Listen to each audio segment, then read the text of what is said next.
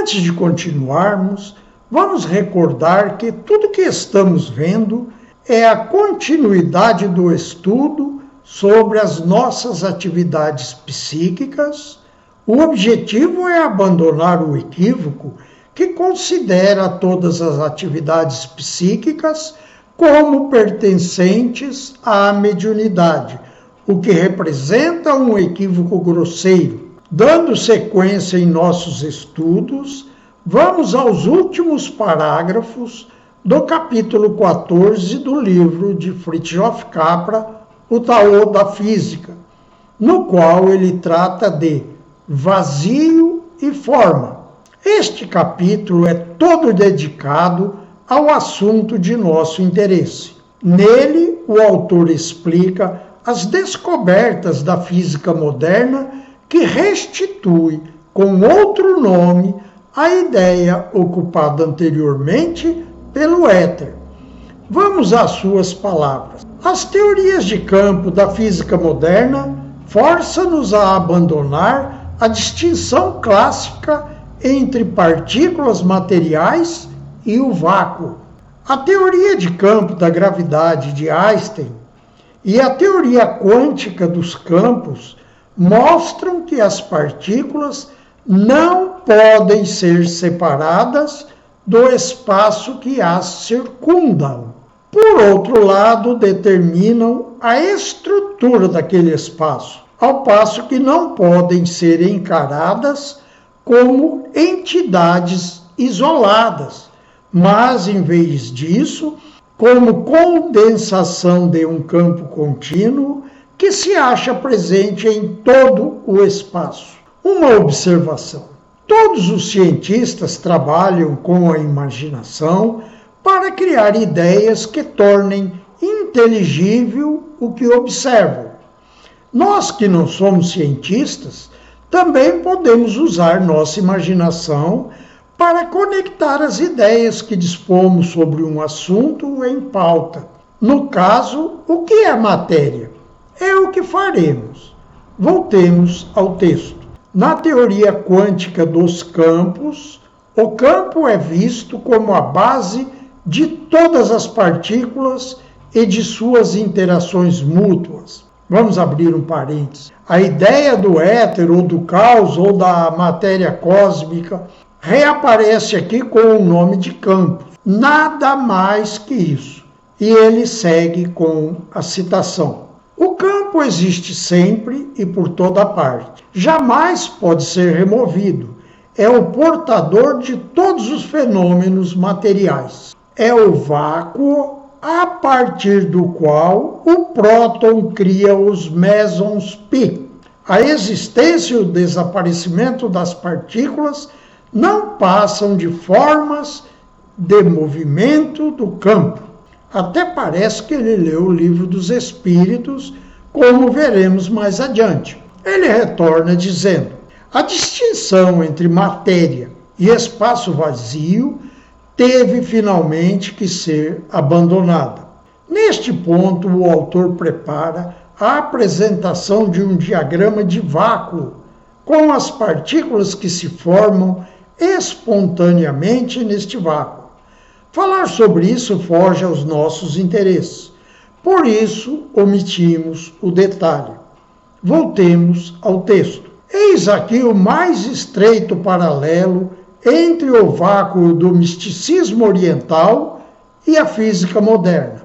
Assim como o vácuo oriental, o vácuo físico, como é denominado na teoria de campo, não é um estado de um simples nada, mas contém a potencialidade para todas as formas do mundo das partículas. Essas formas, por sua vez, não são entidades físicas independentes, mas simplesmente manifestações transitórias do vácuo subjacente. Ou, como diz o Sutra, forma é vazio, e vazio, na verdade, é forma. Ou ainda, como disse Moisés, há mais de 3.000 anos. Voltemos ao autor.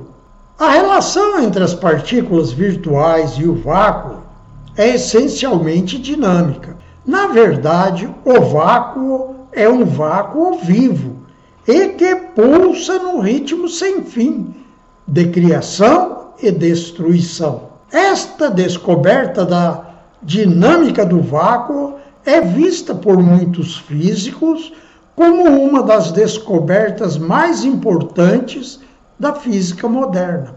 De seu papel de recipiente vazio dos fenômenos físicos, o vácuo emergiu como uma quantidade dinâmica da maior importância.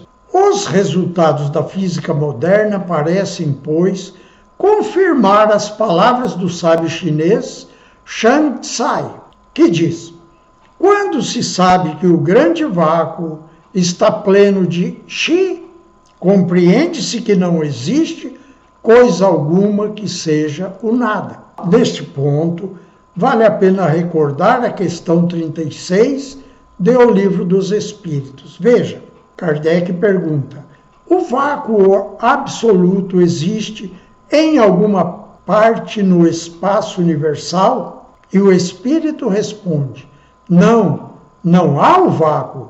O que te parece vazio está ocupado por matéria que te escapa aos sentidos e aos instrumentos. Agora, os materialistas são obrigados a reconhecerem que estavam enganados e confirmaram o que havia explicado em O Livro dos Espíritos. Sigamos com o nosso raciocínio. A física moderna confirmou as palavras dos Espíritos que responderam a Kardec a questão 30 do Livro dos Espíritos. Vamos recordar. A matéria é formada de um só ou de muitos elementos, de um só elemento primitivo. Os corpos que considerais simples não são verdadeiros elementos, são transformações da matéria primitiva. Acabamos de travar conhecimento com a definição dos mestres chineses e acrescentamos assim mais um entre os diversos nomes desta matéria primitiva. Eles a denominam Qi. Veja que muitas décadas depois de O Livro dos Espíritos, a própria ciência materialista confirma a informação a esta pergunta de Kardec. Observe também que os mestres das filosofias aconselhadas, na questão 628 de O Livro dos Espíritos, ensinaram há milhares de anos aquilo que a ciência materialista agora é obrigada a concluir, e assim reestruturar todas as anteriores concepções. Agora vamos dar mais um passo para interpretar a dança de Shiva, o mito usado pelos mestres hindus para explicar o que a física moderna constatou. Vamos imaginar, ignorando a imponderabilidade desta matéria primitiva ou deste campo, conforme nomenclatura científica, que ela seja semelhante ao nosso conhecido ar que respiramos. Nós podemos imaginar e com nossa imaginação podemos criar uma interpretação racional, porém sem a pretensão de ser algo definitivo. Nossa interpretação é apenas um exercício intelectual. Pois bem, vamos ao trabalho. Esta matéria que foi apresentada com diversos nomes de acordo com a cultura, em O Livro dos Espíritos, recebeu finalmente o nome de fluido cósmico e a questão 282 nos traz um raciocínio útil para este ponto de nossas análises. Kardec pergunta: como se comunicam os espíritos entre si? Agora veja a resposta. Eles se veem e se compreendem. A palavra é material, é o reflexo do espírito. O fluido universal estabelece entre eles constante comunicação. É o veículo da transmissão de seus pensamentos, como para a voz, o ar, ou é do som. É uma espécie de telégrafo universal que liga todos os mundos e permite que os espíritos se correspondam de um ao outro mundo. Evidentemente, o espírito está se referindo ao pensamento sem as vestes das palavras. Portanto, compreendemos que o espírito usa este fluido universal nas comunicações que estabelece. O espírito que respondeu esta questão fez uma analogia com o ar, como meio de propagação das vibrações que produzem com o pensamento, seja ele destituído de palavras ou não. Esta analogia com o ar pode realmente ser usada para raciocinarmos sobre este fluido universal. Veja como o ar se comporta. A tendência do ar é manter uma pressão homogênea e constante em todo o espaço que ocupa. O que chamamos de som é apenas uma constante variação de pressão em determinado ponto do espaço. Nada mais que isso. Veja, se eu movimentar esse livro assim, vou criar um acréscimo de pressão na face voltada para a direção do movimento. E na face anterior haverá uma queda de pressão. Caso eu faça esse movimento em sentido contrário, a onda de pressão muda de sentido. E caso eu repita o movimento como eu fiz, vou gerar um som. Agora eu pergunto, o som existe ou é apenas uma ilusão dos nossos sentidos? Você pode separar o som do ar? É evidente que o som existe, pois podemos ouvir. Porém, ele é apenas um efeito vibratório do ar. Existe uma energia envolvida com o som. É a energia acústica. Agora vamos voltar nossa atenção para o que chamamos matéria, ou na linguagem dos mestres, a forma. Nossa ciência já comprovou que todas as partículas que compõem o átomo são vibrações. Depois confirmaram que essas vibrações são vibrações do campo. Portanto, do mesmo modo que o som, estas partículas, como os prótons e os elétrons, são apenas um efeito vibratório, elas não existem sem o campo. Isso os físicos já comprovaram e concordam plenamente com essa informação. Agora vamos raciocinar sobre a vibração sonora, que é mais adequada à nossa imaginação.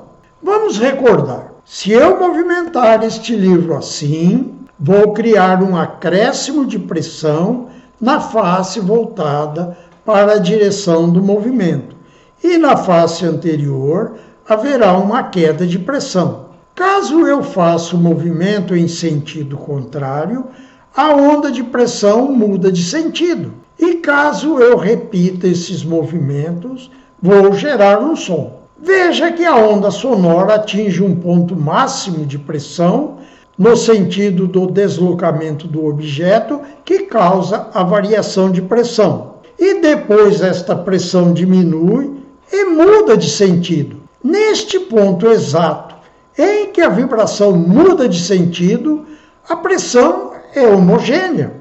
É a mesma que existia sem o som. Neste exato momento, o som não existe. O mesmo acontece com as vibrações das partículas que formam a matéria. Elas passam por um ponto de suas vibrações em que a vibração não pode ser identificada no meio em que vibram. É como se não existissem. E para explicar esta situação, os mestres hindus criaram o mito da dança de Shiva. Agora podemos compreender que não se trata de uma tolice mitológica, destinada a alimentar a imaginação das pessoas ignorantes. Pelo contrário, descreve algo que a ciência moderna constatou. Espero que tenham compreendido, pois encerramos assim a dança de Shiva, o deus que destrói e reconstrói o universo, e espero que deseje ampliar sempre, sempre os seus conhecimentos. Isto é do seu interesse. No próximo vídeo veremos o bloqueio kármico. Aguarde!